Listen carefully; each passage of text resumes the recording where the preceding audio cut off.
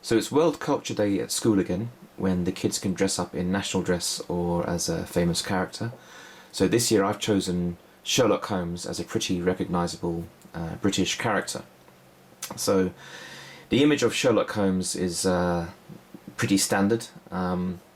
There's the long coat, the deerstalker hat, and then his accessories is a magnifying glass and a pipe. Even the cartoon style, we can still recognise this as Sherlock Holmes. I had a look around for some existing costumes for inspiration, and they're all pretty standard. Again, we have coat, cape, hat, and the accessories. What's interesting from here is that even if the costume is grey, that's still recognisable as Sherlock Holmes, or even if it's brown or any colour. We all still recognise that. So it should be easy to make something. So first is I'll go down the recycle stores and see what I can find cheap, and then put something together. So we went down Hard Off and I tried a few coats on him, and this lady's coat was the best match. It cost 1500 yen, which is about 10 quid. So not bad. So I don't need any of these kind of belts and straps that came with it. And he can just wear the coat like this. The shoulders are pretty much the right width anyway. This is a very small size lady's coat. The length is pretty good. His feet stick out about this much at the bottom, so it's a bit longer than a coat should be on him, but it kind of adds to the cuteness factor. The arms, of course, were way too long, so I just measured on him how much, it was about this much, how much I need to bring the arms up. So I'll cut this off and sew a hem. It's a bit lighter than what I was hoping to get. I was hoping to get a bit darker brown, but that doesn't matter. I think once the costume all comes together, it'll still look good. And it's a super easy option. The only modification I need to do is on the arms. So this is going to save me a lot of time. So it's a good compromise for that. Then for the cape part, I found this lady's skirt for 800 yen. And it's kind of like a brown, I don't know what you call this stuff. Tartan? I don't know. So this was 800 yen, which is about 5-6 quid. And what I'll do, I've already roughly cut it down the front centre. So now it opens up into one piece. And I'll remove the lining. And then this can become like a cape around the back. And I cut it on the front because it's got a few pockets and things, so this way it'll be symmetrical on the back. So after I've modified the coat, I'll put it on him, put this around his neck, and then figure out what line I'll need to cut to make it look like a cape. Put some sort of fastener so it can button up at the front. And that's about it really, and I'll probably sew it permanently onto the collar here to make it easy for him. So that's really the basic parts of the main costume, the coat and the cape, and then I'll figure out what to do for the accessories like the hat and stuff later. So I'll just modify these arms now, and then record again when I've got something to show. So after an hour's work, the coat is pretty much complete. For the arms, I folded it up on the inside at the right length, and then cut it back and used regular iron-on hemming tape, like you use in trousers. So this was nice and quick, maybe 5 minutes per arm, and it's plenty strong enough like this. It wouldn't last long term, but it'll easily last a day for his costume parade day at school. So these were nice and quick.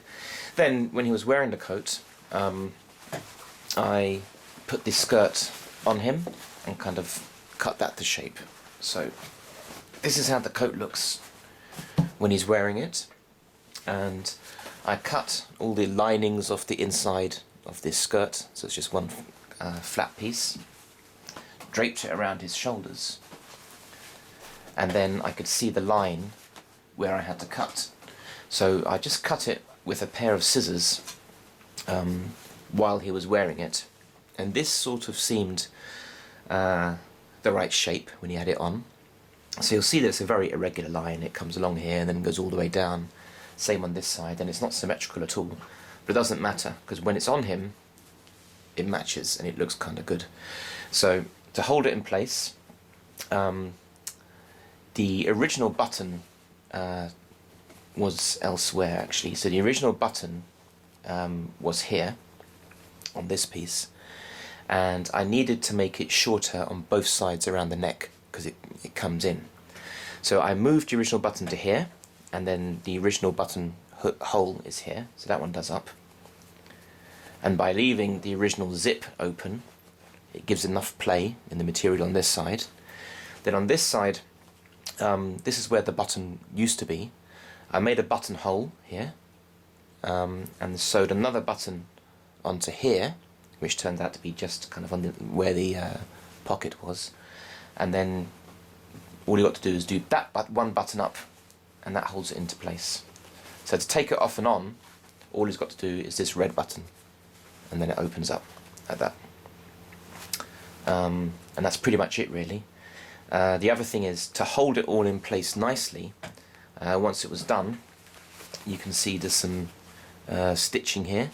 All I did was, with this up in position, I just tacked it on here and here and here. So these three places, I just tacked it on, so now it doesn't come off, and it holds in place nicely for him. It makes it much less complicated for him to get dressed. He's basically just got to put the jacket on and do the red button up, and he's in. So now that this is done, it's time to work on the hat. So for the deerstalker type hat, it's pretty much just a hat with a peak at the front and at the back. So I went down Hardorf again to see what I could find, and I found some hats which were 300 yen each, which is £2 each. So first of all I found this one, which was quite a lucky find because it's quite similar to the cape, so it matches that. It's got this little thing on the side I cut off, and I had him with me. They're a little bit too big for his head, but not that big, so he could wear them without too much modification at all. So it's not exactly the right shape for the head part, but I don't think that matters. What really matters is that we get one peak at the front and one peak at the back. So I found another hat, which is also 300 yen, £2, which has a peak, and it doesn't have much in decoration around the side, so I can easily hide this. So what I thought I would do is have this hat on the inside with this hat on top, kind of like this, and then maybe a little bit more faffing around, and I think we more or less have the right shape just with this alone. I may not bother even trying to decorate this peak so it matches this pattern. Might get away with it as it is. And once I remove this and the labels, possibly take away this button on top, I'm not sure, and try sticking it on him, maybe I won't have to do much at all, and I might get away with just these two hats as they are, maybe just lightly tacked together to stop them all coming apart and stuff.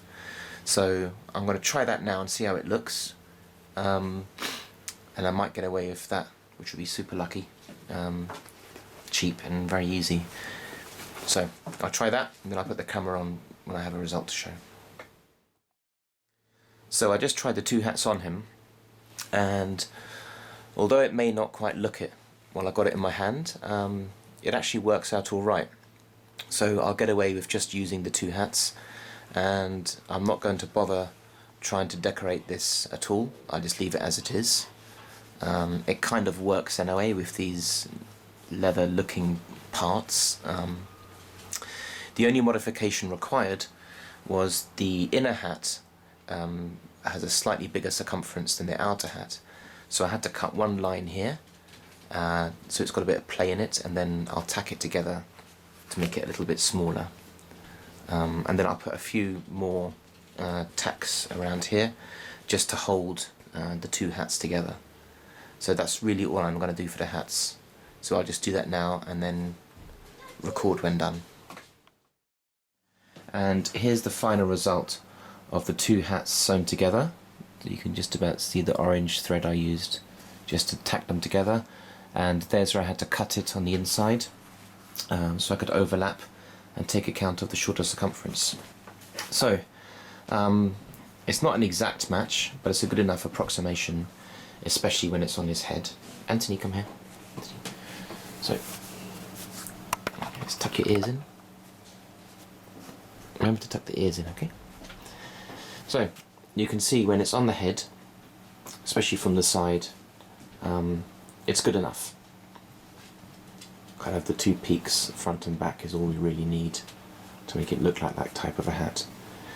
So now I'll put the coat on him as well and show the final result. And here is the finished costume, which is basically just the coat, the cape, and then the hat. For accessories, he already had a magnifying glass, so there's nothing I need to do there.